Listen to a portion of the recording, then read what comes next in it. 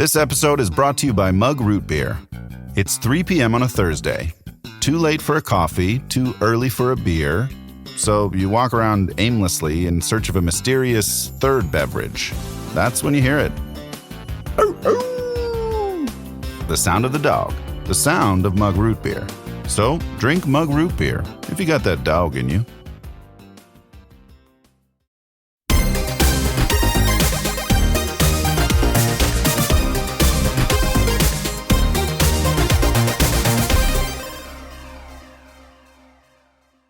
Hello, fellow gamers. Welcome to This Week in Gaming with the Video Gamers Podcast. Over the next half hour or so, we are going to be talking about the biggest gaming news stories of the last 7 days. Please make sure to rate our show 5 stars, sign up on Patreon for bonus episodes and all kinds of cool perks at multiplayersquad.com, and you can find us on socials at VideoGamersPod.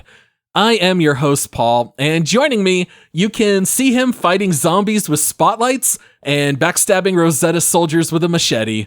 It's Josh. Hey, I got shotgun, Paul, in your fancy Jeep that you got. I call shotgun Ryan. Did you hear that? 1340. I like to move around. Instantaneously. All right. And then joining Josh and me, you can find him dancing the night away under a giant disco ball in the pale moonlight. It's Ryan. Dance the night away. I don't know the words. I was so glad you and I got to do that mission together, Ryan, because that took us it was forever. highlighted in some trailers, and then we got to actually play it. Yeah. All right. So, guys, let's just start with what I was hinting here in the intro. So, Once Human, for those who don't know, it is a free-to-play game. It just released a little over a week ago on July 9th. It was one of the highest wishlisted games on Steam. We've talked about it a few times over the last year or so. I know that I think I was the only one out of the three of us that played the closed beta. Josh, you and I also fooled around a little bit when the demo hit with the Steam Next Fest. And at its core, I would say the game is a multiplayer open world survival shooter. But man, this is one of the stranger survival shooters I've ever played. I feel like there's a lot we can talk about. I don't even really know where to start, but how are you guys feeling about Once Human now that we've had a few days to play it? The bus is walking to us. Hurry, it's walking to us. I like you, Paul. I think the more we play, I'm glad. For one, I'm glad I didn't play the beta or the demo because it is a steep learning curve. Yes. How to start the building, the crafting, how to set up your character, all of these things. It's different, I guess you would say, but it just keeps getting better. The more we play, the more we explore, the more things we unlock. I keep finding myself discovering new things and having just more and more fun every time I get on. Every session, I leave like happier than when I got on and more confused as well somehow, which is weird. But yeah, it's been so good. We've got a lot of time in together already. And a bunch of everybody, a lot of people, the listeners have got in with us, all kind of joined our, what is it? It's not a guild. It's a hive. Yeah. The hive. A lot of people joined the hive. There's houses everywhere. It's been really cool so far. Yeah, it's weird, man. This game, we did play the demo, and I remember thinking we had very positive things to say. The only reason we stopped playing the demo was I was like, dude, this game could easily soak up 50 to 100 hours of my life, and I'm not going to spend that on a demo. I have kind of infamously, for me, been trying to juggle playing First Descendant and Once Human and a couple other games at the same time, and it's not going so well. I've realized I need to cut out one of those games, and I'm not cutting out Once Human because this game definitely has my attention. It is just weird, man, but it is weird in the best way imaginable. I mean, to give you an idea, Ryan and I were this was early on, but we were just running around, and then Ryan was like, "What the heck is that?" And I'm like, "What?" And he's like, "Dude, it's a giant bus. It's the bus with legs." And I was like, "I'm on my way." And, I hop on my bike and I'm flying over to Ryan and I crest this hill. And sure enough, there's this giant bus with legs that's walking around and Ryan's fighting guys underneath of it. And then the bus sits on Ryan and nearly kills him. And then I'm like, dude, there's a chest inside. So we're trying to figure out how to get in the bus. And, then it's like, we killed some weird guy with a stoplight for a head, but then you can take his head and shine it at other monsters and it'll kill him. And there was a balloon monster where I had to shoot his balloon heads in the right order, or it didn't do any damage at all. Then there was just a ringing telephone booth. I'm just driving around the wilderness on my way to a quest, and I hear a telephone ringing out of nowhere, and I'm like, what the heck is that? I turn around, and there's this weird phantom-looking phone booth. So, of course I answer the phone, and it's like starts whispering to me and telling me about some riddle that's going on in this area, and I need to find these other phone booths. And this game is bananas in the best way I think I've seen a game be bananas. The only thing that is throwing me off on this, Paul, is I think what you said, and that's the learning curve. We are survival game experts. We have played dozens of survival exploration games. So it's like that part of the game I feel pretty comfortable with. Yeah. But like the mission structure and sometimes who these people are, and you just run across the most absurd things. And then I'm like, am I supposed to be doing something with this? Is it just enjoy the absurdity? So it's like there's a little part of me that feels a little bit lost or like uneasy about where to progress. But there's also like a familiarity with the survival and the crafting and stuff. So it's like I've been actually focusing a little bit more on that than exploring like the world and trying to like encounter more of these strange things. Yeah, for better or worse, I think you almost have to think of this game more like an MMO, and it is absolutely live service gaming. Like, they had a certain point that you could not progress beyond. The map was cut off. They kind of gave everyone a week to play, and then they just unlocked like a huge area of the map. They just introduced all kinds of new elements. Like, now for the first time, you can do the 40-person raid bosses together, which I think is called the Prime War. And they've added these, because we're on a PvE server, but they've added these cargo trucks where you can engage in PvP because that area is flagged and you're fighting over legendary loot on those vans. There is just so much to this game. Like, just to give an example, I mean, it really is intimidating to pick up and try to learn this. Like, for weapons, when you're out in the world, you find these like blueprint shards, right? And then if you find enough, you can fuse them together to learn the recipe. But then you also have the ability to upgrade your blueprint shards, so that way it upgrades to a better blueprint. But then you have to actually craft the weapon. But then you also have mods. But then you also have attachments like optics and silencers, and then you can calibrate them on your bench to upgrade them, but then you also have to repair them all at the same time. It just feels like there's mechanic after mechanic after mechanic, and it's a little easy to get lost in it all, and sometimes you feel a little paralyzed, like you almost don't know what to do. I personally, for me, it was kind of like hours 0 to 12. I felt like I'm liking this and I'm enjoying it. I'm very intrigued. And then somewhere along the way, it finally just clicked for me. I think when the game got harder, because in the beginning, you're fighting stupid zombies. You can run around with a baseball bat and like no one's going to touch you. But once you start getting to the areas that are filled with human soldiers, they're a lot more dangerous. And then it just progresses more and more from there. I mean, that's like, we haven't even mentioned half the stuff in this game. It's got this whole Pokemon Pal World mechanic where you're catching deviants and they'll fight with you or they'll work back at your base. There's these massive monolith bosses that are in every zone that you have to like unlock a certain number of anchor rifts and then you get to go fight them. Like, there is so much to this game. And I think that's kind of intentional because they want you to keep playing and engage in live service gaming.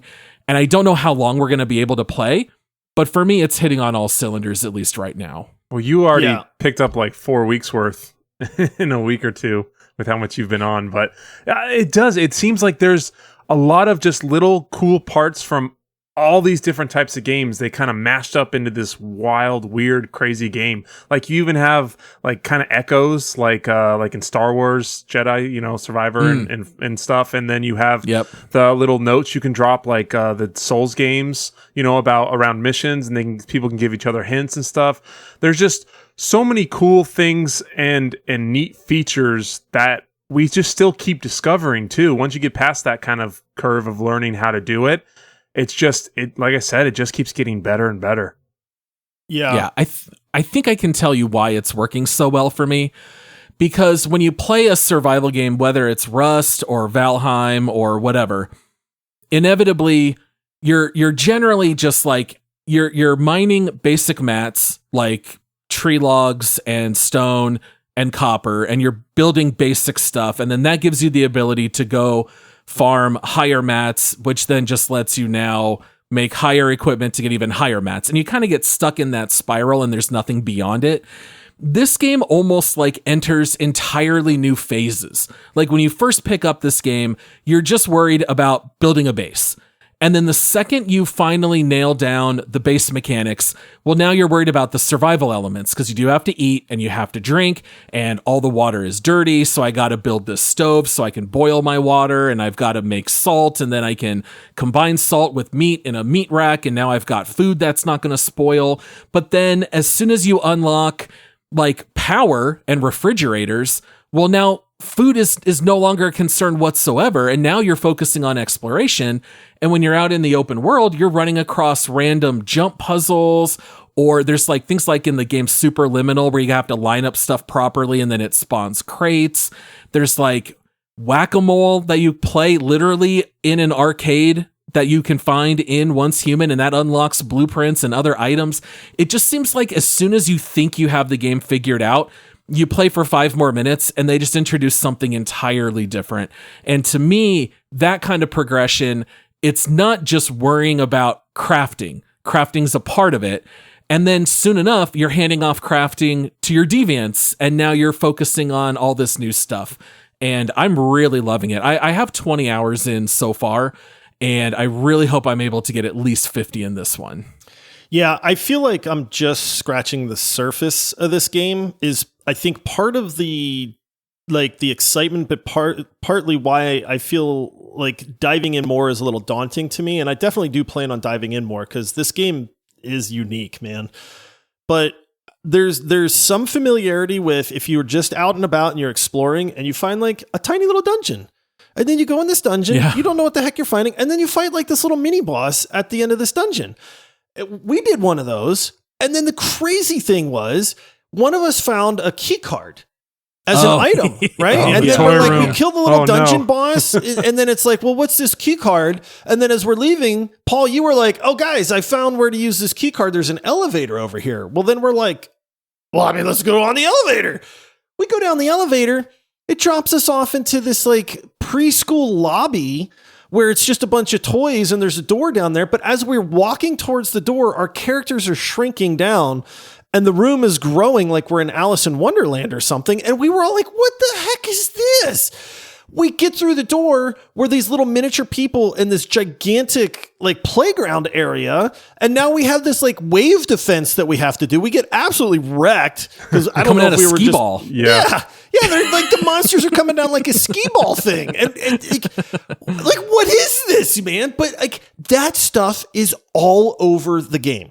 And to me, that is the major draw, at least for me right now, is just like, what am I going to see? Like, you're rewarded for exploring, which I absolutely love. It reminds me of Skyrim a little bit in that regard, where it's like, hey, what's that thing over there? Let me go check it out. And something crazy happens, you know? And I feel like with them just releasing this 40-man raid, like that's a 40-person raid, dude.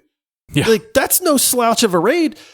That blows my mind. And you start to get these glimpses of like these end game plans that they have and these like massive scale type stuff. And I'm just going like, I'm lucky that I explored this little town and found the mystical crate that was hidden up on a roof somewhere, you know, and they're talking 40-man raids and there's all these like higher end crafting components. And it's like, I don't know what any of this stuff does right now.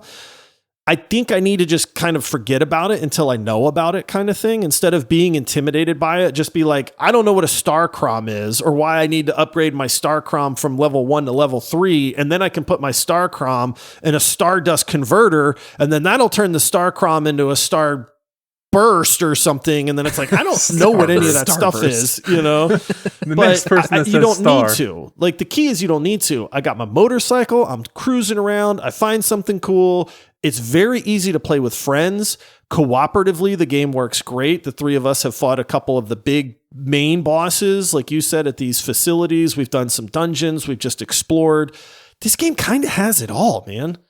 It does. And then as far as speaking to like longevity of the game, because they've made it so weird and wild and crazy, they can do anything they want. So like the sky's the limit with how crazy they want to get, and just their board meetings are going to be nuts, like coming up with ideas, you know, oh, blah, blah, blah, love it, let's throw it in. And they can just kind of pack it full of just nonsense. But another thing, just one of those another little weird tweak. I was opening up my menu, and remember, guys, I was like, hey, is your like silhouette fat? And you guys like, what are you? That. Yeah, you're like, what are you talking about? And I'm like, no, my guy's like fat. My little silhouette where it shows, you know, how your guy is. I looked over that. That affects your damage. If you eat too much and your guy's considered obese, you do like 15% damage and your speed is decreased. And then you know, the other way is if you're skinnier, like then your speed is increased and your damage is reduced a little bit. I don't know if it's just for melee, but I just noticed that the other night when I was just kind of browsing. I'm like, why is my guy so fat? Because I'm just, you know, shoveling deer meat or whatever into him. But it just, there's so many cool little things like that, and I'm sure there's a million more that we haven't even, you know, discovered yet. Well, and in the beginning, I feel like I was kind of playing the game wrong. I was so focused on because there's like, gosh, I could talk about this game for an hour. You have your main storyline mission, which is admittedly kind of hard to follow. It does start to make more sense the more you play. You know, Rosetta are the bad people. You're a mayfly. You start to find old mayfly compounds, and you start to unlock this whole story. But you also get your journey quests, which basically just give you your next mission for general progression. It'll say something as simple as go cut down a tree. And then it'll say, build a house. And then it'll say, build this and build this and build this. And it does walk you through all the progression in the game. And as you complete those, you get to claim all these rewards in your journal, which I find to be incredibly rewarding. I mean, the last thing I'll say about it, I have learned that, like, okay, what I was starting to say was I was going just town to town and finding mystical crates and the armor boxes until I would level up high enough to do the main mission. What I'm realizing is the side tasks are where a lot of this game turns really fun, and you run into more of those bananas situations. I ran into a psychopath clown that was kidnapping people and strapping us to chairs and making us play Russian roulette. But then I realized that he's cheating. He's got a guy in the back who can activate a magnet in his revolver. And so I tell the guy, like, I'll play with you, but can I just like stretch my legs for a minute? And he's like, sure. And I went off and I killed that guy. And then I went back and like made him pull the trigger first, and then he died. And I'm like, this is such like a weird little side quest. And then I got a bunch of rewards and I leveled up. And then it's like, I've been bypassing a lot of those side tasks, and that's where I'm having a lot of fun right now. I mean, we could talk more about the game, but that's all I have to say. Anything else you guys want to add about Once Human? Not really. Otherwise, we're going to have to do the Josh Elden Ring cut. I do want to say something. This game is free to play, everybody. Yes. That's with one no of the pay things. to win. There's no pay to win that we have found, and Paul's 20 hours in. I think I'm probably 12 hours in, somewhere around there. I mean, we've played a decent bit, and I feel like we're just scratching like the surface of this game, but it's free to play. You know, like, give it a try. I mean, there's not a lot of games out there like this. I've seen comparisons to like DayZ as far as like scale and kind of the survival aspects and stuff like that. It's similar to Rust in a lot of ways. I did tell Ryan, I almost wish we were on a PvP server, Paul. Like that little sense of dread as we're around the world, I think would add a lot for me in that regard. But you know, that's not everybody's thing either. But yeah, the game is free to play. Give it a try. We have been pleasantly surprised. And I will say, from everybody in our community that has picked up the game and built houses, like, we're seeing a lot of positive response from everybody that's picked it up as well. So there seems to be something here that's worth checking out. Yeah, it's definitely not for everybody, but for those that it's hitting with, it's definitely unique. There's no game exactly like this. It's got pieces from stuff, but it's still very unique in its own right. All right, well, let's go ahead and take a short break, and we'll be right back.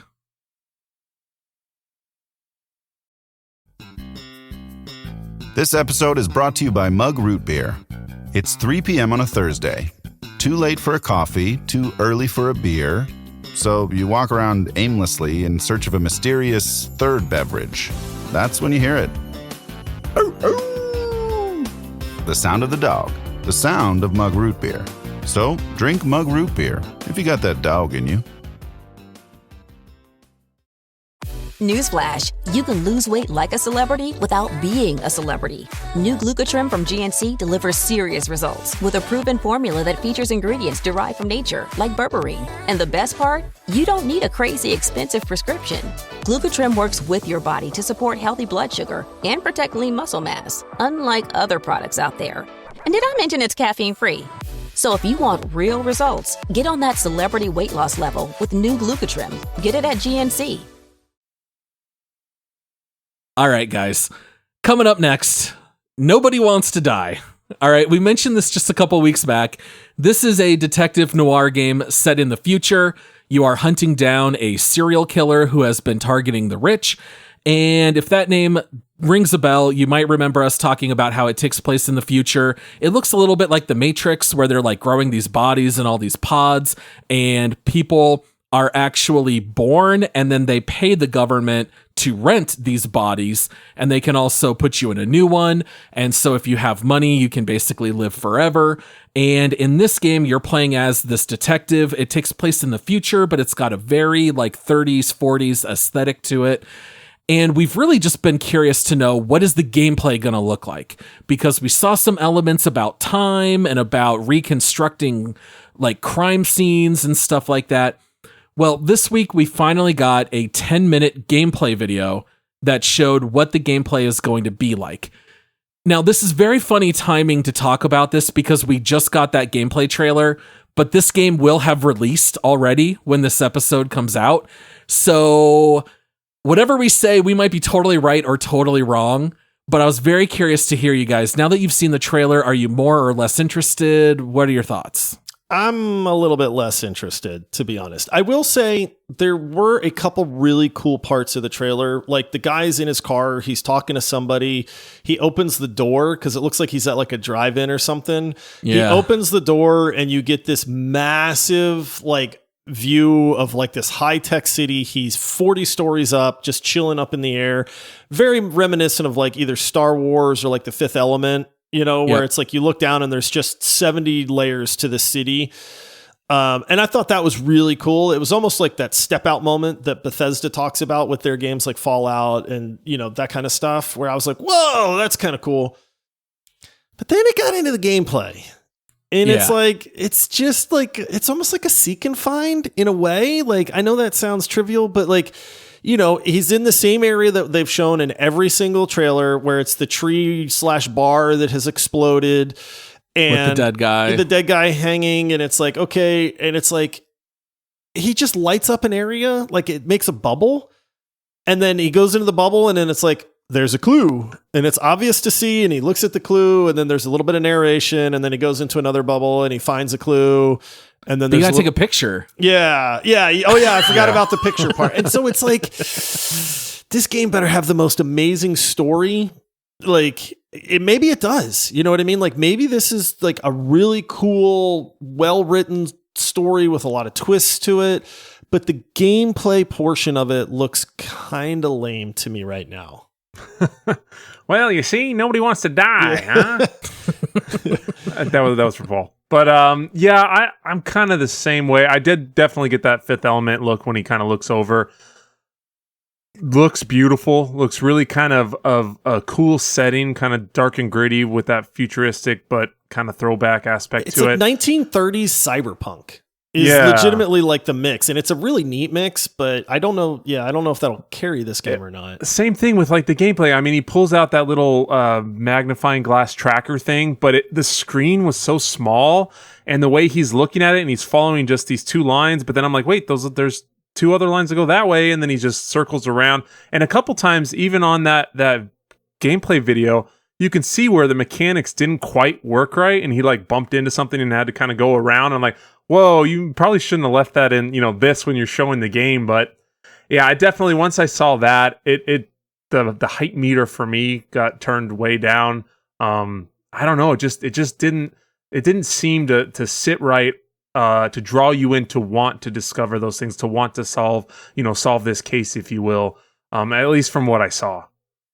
Was it just me, or did the game developer narrating it sound bored? Yeah. I'd like even he himself sounded bored telling us. I'm like, dude, you got to sell me more on this game. I was going to joke, nobody wants to die except me watching this trailer. I mean, it's not that bad, but I was like, if you're telling me, hey, we're this new Polish studio and we're really excited about this game, you got to sound a little excited. I mean, he sounds like he's reading a dictionary trying to make me go to sleep. The voice acting is pretty horrendous, except for the main guy. The main guy I thought was all right. Everything else sounded pretty bad. Did you guys even see the minigame on the Reconstructor Gauntlet? It was like piano tiles. You know that mobile game? I did see, yeah. He did, but it's like right, left, and both. Yes. But it was only 2 lanes. So it's like, I just got to press left, right, left, left, and then my Reconstructor works. Like, everything I saw here seemed not great. I would say no shots fired to the Firewatch fans out there, but it looked to me an awful lot like Firewatch mixed with a little bit of like Return of the Obra Dinn kind of mechanics, but it was missing everything good from both of those games.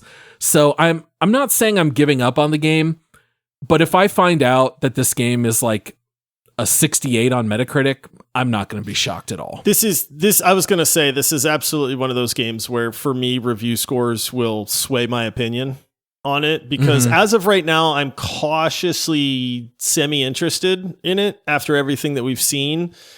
And I'm thinking that this game is much more akin to, like you said, Paul, like Firewatch or Senua's Saga, where it's more of like a walking simulator story-based game with like some light gameplay elements that are just, in this case, focusing on like detective stuff and looking at clues kind of thing.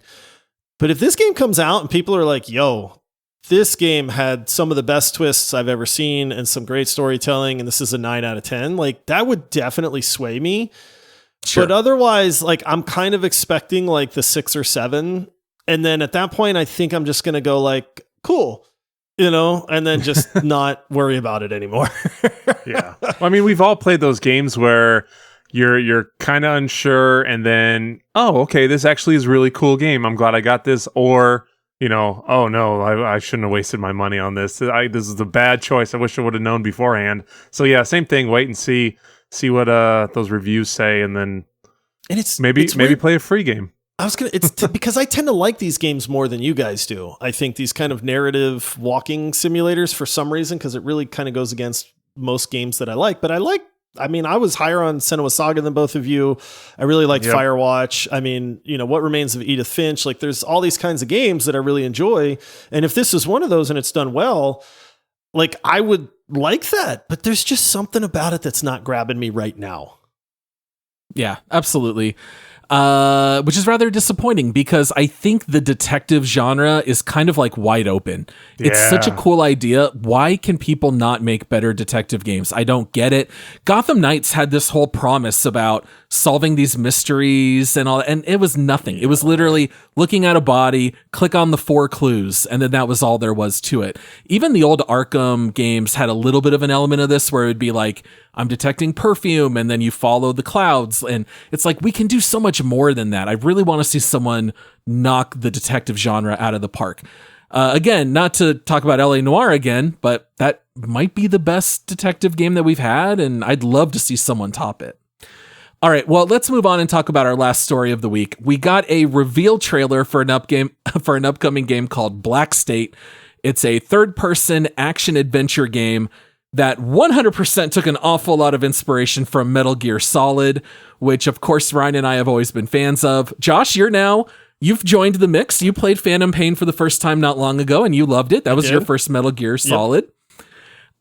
So the angle to this game, kind of think Metal Gear Solid, except you're running missions for these mysterious figures called the architects, and they give you all these doors that transport you around the world, so you're never too sure what kind of setting you're going to be in and where you're going to go. What did you guys make of this one? None of this looked unique to me at all, with the exception of the doors. I thought the doors part was really cool. The doors was kind of neat. I was like, okay, this is cool. And then, I even commented to you guys, I was like, wow, these graphics are really good. Like Unreal Engine 5, I'm a big fan. And then it just was like a Metal Gear Solid game. Guys hiding behind a crate, throws out some mapping thing. I joked that it's like none of the 7 soldiers that are around notice this giant red glowing flying ball in the sky. Shooting lasers. Yeah, shooting lasers, mapping out their base. Like it's no biggie, guys. And then it goes into a little bit of the combat, which just looks like very routine, like every other combat I've ever seen. And then, the guy gets caught and somebody shoots up a flare and a helicopter shows up. And it's like, okay, cool. Well, things are about to get real. And apparently you get some kind of bullet time mechanic because the guy keeps slow-mo killing people. I thought it was cool. He shot a guy in like the kneecap and the guy's legs buckled and the guy was like, oh, my legs. And then he fell on the ground and, local hit registration is neat. But then right at the end of the game, they show a guy holding a minigun. He's obviously some kind of giant robot soldier, but he's wearing a rain poncho. And I'm like, have we not figured out how to make robots waterproof in the future? Like, really? It's like, I don't know, man. This trailer really didn't do it for me. Well, he figured out how to make his hair waterproof because that was the only thing that was dry when it was raining. Running around in the rain, totally dry hair. And how about like the most generic looking guy ever? When there was more detail in all the other enemies than this guy. He was just the most base, like, put a suit on him and give him a generic head. His name was probably John Smith or something. But the doors, what do you like? Cool and unique. That's the Matrix. That's exactly like the Keymaster with all the doors. Like that's Keymaster, yep. It's just the Matrix door situation with Metal Gear Solid kind of sneaky combat guy mashed together. I don't know. For someone who very, very much loves the Metal Gear series and anything like it, it just looked off. Even as beautiful as it was, it just looked off to me. Yeah, I don't know if this trailer maybe came out a little too early and it still needs more time in the oven, or if it's gonna just miss the mark entirely. But even the sound effects were like straight out of Metal Gear Solid. You've got the helicopters flying in, sounding like Metal Gear Solid, dropping off enemies, exactly like Metal Gear Solid, but it didn't seem to have any of the special sauce to like bring it all together. I was gonna ask, what's the hook in this game? Like, what is it that, I mean, this was a trailer, right? It's a reveal trailer. So it's like, what's the hook? What's supposed to get me excited about this? And it's like, it's not the combat, because I've seen that 1,000 times. It's definitely not the main protagonist, because he looks like the most generic Metal Gear character ever. Is it the doors? Yes, the doors are the main thing. Like, wait a minute, what? I don't know if they know. That's rough. I don't know if they know what the I don't main know, thing and is. that's the thing, because like here's the issue, right? If they'd shown what they showed us, and then the guy goes back and he opens up another door, and now it's like an alien planet or something, that would have gotten me go to like, whoa, okay, so we're gonna be like universe hopping. Like, this is neat. But there was just nothing in this trailer. And it's a graphically beautiful looking game, but like there was just nothing that jumped out at me that I went like, cool, this is a game I want to play. Like it's just, there was nothing there, man. Yeah, it's like when they were planning for the reveal or whatever. Hey boss, what do you want me to put in this? Throw in the doors and some combat. Yeah. And that's the extent of like how much they planned. For a split second, I did get excited because you're in a normal building and you open the door and you're immediately on a moving train. Yeah. And I was like, okay, that's kind of cool. I feel very disoriented. I've never quite seen that. And he's running through the train and then he opens the door and you're at the enemy base. But the entire rest of the trailer is at the enemy base. And all of that seemed so vanilla. So I wanted to see more locations, more use of the doors. Progressively, are you going to like be able to spawn them yourself, or are you going to have to find them? Or is it just the beginning of every level, you open a door and then you are just at a different enemy base? I mean, it's too early to know, but at this point, I would say I'm not super hyped, but I'm curious to see a little bit more. All right. Well, I think that wraps up everything here for This Week in Gaming. As a reminder, please go check out support options at multiplayersquad.com, which starts at $5 a month.